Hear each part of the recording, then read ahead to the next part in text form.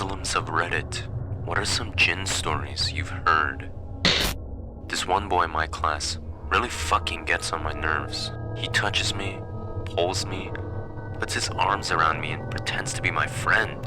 We're both Muslim and he showed me a video in which a jinn possessed a body. I personally do not believe in jinns, so I told him, that's bullshit. He started arguing back on how jinns are real. Anyways, here's the main story. He told me about his previous house he lived in, which was modern on the outside and old on the inside. He moved into that house when he was 8. His parents gave him his own room, and next to his bedroom was a room his parents told him not to go into. Here's the scary part. His parents were horrified of that room, and he does not have a clue why. Now, of course, he went to check out what's inside, but he didn't do that in the day. He did it at night when his parents were sleeping. I shit you not, this little boy found a dead body in this room, with carpet stained with blood, and the body was hanging from the ceiling on a rope, and he says he saw a jinn next to it, with bright white eyes, little strokes of hair, and white skin staring at him sideways, with the jinn's body facing towards the dead body. He shut the door and screamed so loud, it woke up the next door neighbors and parents. Parents hugged him while he was shitting his pants. Police were called by the neighbors because of the screaming. And it turns out the parents were poor, killed the landlord, took the house, and left the body in that room. He is now in foster care, going to the same school as me. One story my cousin told me was about his friend's uncle, who was driving from work one night, and this lady showed up on the side of the road, crying and wailing and asking to be dropped back home. The guy was obviously freaked and said no, but the woman insisted, claiming her husband would get really mad and her daughters were alone at home, so he said yes. As soon as the woman was in the car, she started wailing and crying in a very quiet voice that almost sounded like some tune you would hear from a horror movie. She told him to drop her at her house near a river 2 hours drive away. He couldn't, so he instead decided taking her to the police station.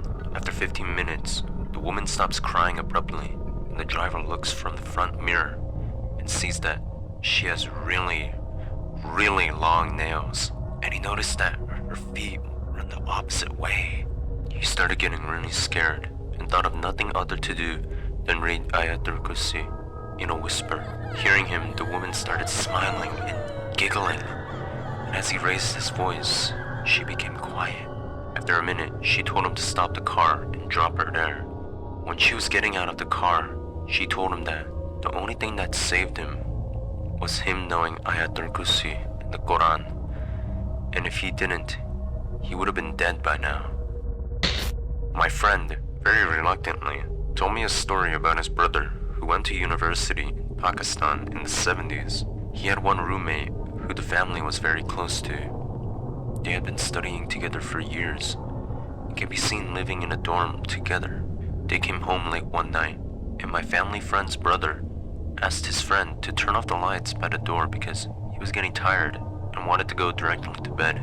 His roommate replied, "If you make me turn off that light, we will no longer be friends."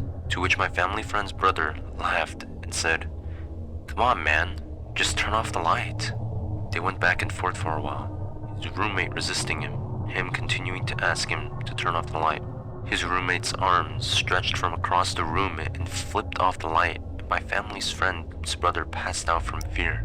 The next morning, all his belongings were gone, and so was he. He was inhuman and seemed to be a jinn. I have an auntie. Let's call her Aunt Fawizia. She had been married for a long time and had always wanted a baby, but was unable to conceive. One day, she always used to pray 5 times a day. One sunny day, she was at my grandmother's house in the prayer room. She was a pious lady, and no one thought to check on her. 2 hours later, we heard screams like as if there was an animal in there. We all ran to check, and there was Auntie Fawizia on the floor, covered in her own excrement. She had been defecating and had smeared her feces all over the walls and the Qurans in the prayer room. This woman has never shown any signs of mental illness before that day. My grandmother asked her what she was doing. She turned around and said in Punjabi and in a voice that was not hers, "I have eaten Fawizia." I have eaten children, and I am going to eat all of you. My grandmother locked the room from the outside and snatched us kids up and told us to run to my uncle's work and tell him that Aunt Louisa was very ill and had defecated all over the prayer room. She was possessed for like 5 days. The whole town was aware. They even brought a priest from the Catholic Church. On the 5th day, the Malims sent for a big sheikh from Yemen. It took him 3 more days on a dhow. Meanwhile, Aunt Faiza had to be tied with ropes to keep her from defiling everything in sight. Us kids were not allowed to see her, but we'd often look through the windows. I was about 12. The sheikhs from Yemen were called Sheikh Rocket. He asked for a white chicken, a white goat, and an egg, and a block of wet concrete. He prayed, exorcised her, killed the chicken and the goat, and somehow coaxed the demon or Djinn or whatever into an egg. He put the egg in the wet concrete block and told my uncle to throw it in Lake Victoria. Once the Djinn was in the egg, she immediately fell into a stupor and woke up the next day, perfectly normal. She also had a kid and is now even a grandmother. That's all the stories as of now, guys. Talk to you soon.